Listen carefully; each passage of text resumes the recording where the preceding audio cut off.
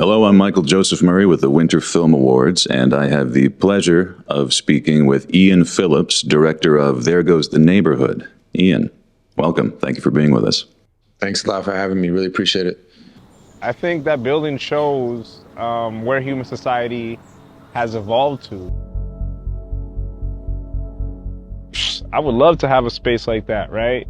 But if I'm not living amongst my people, I'm good.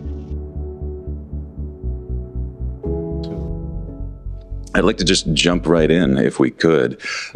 You yourself are from New York City. Could you tell us a little bit about yourself, please? Yeah, sure. So I was born in Stuyvesant Town on the Lower East Side, and I was raised on the Upper West Side, and I've been here my whole life. I went to college here, graduate school here. I have a son now who's 18 months old, and I plan on raising him here. And, my family is from here. And the city means everything to me. So yeah, that's a huge part of who I am.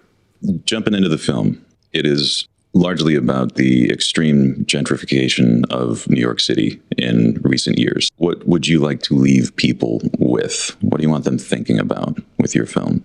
The city's changing, right? And it's not changing, I don't think, for the better. I think it's changing a lot for the worse.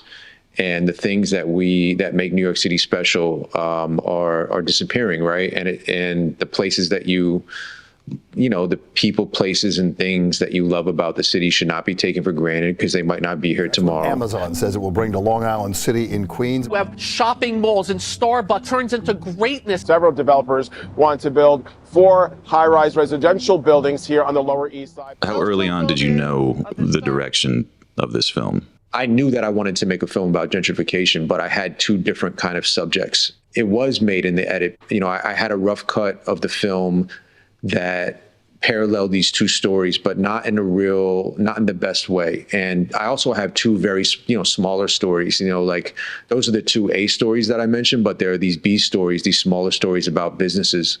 Could you talk about the difference in perspectives, sort of, I guess someone could say the micro versus the macro, like the big corporations versus ma and pa shop sort of staple? Amazon, by virtue of coming to a very poor neighborhood, was able to kind of convince people that they would automatically become, maybe not Jeff Bezos, but they would become an Amazon employee. And that, just that brand name alone, I think is very attractive to people, right? Just saying you're working at Google, Facebook. It's not necessarily just about Amazon, right? It's like, these are very, lucrative names. And especially, I think for people in lower income neighborhoods, the idea that they could possibly be eligible for a job at Amazon is very enticing to them. Things that happen to stick out in my mind, I think, are to the credit of sort of what you've done with your film, is they're the essences of people, the people that are making this city. The characters in the film that are very passionate about housing equality and other types of equality, they're going to be just as passionate about that as they are about COVID inequality and, Black Lives Matter. So I had to be there with them, even if I knew that the footage wouldn't make the final cut. Luckily, it did make the final cut because I was able to work with an editor who figured out a way to incorporate it towards the end of the film. I think people, activists in general make good subjects because they like being on camera.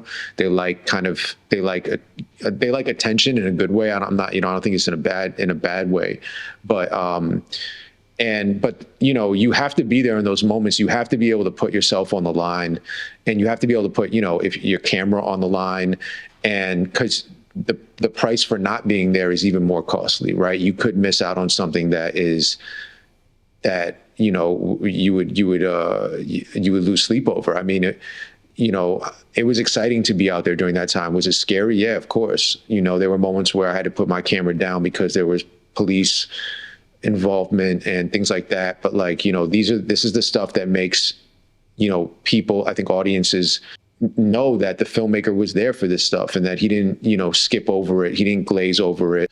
you know, I had friends that would be like, how could you take the train and shoot this stuff in Times Square? And I was like, because you know, this is a once in a lifetime thing, right? Like, who knows if I'm ever going to get a chance to film the city in this state. I can't make a film about New York for 3 years and not film COVID. I don't really care what the risks are doing that. I have to do it.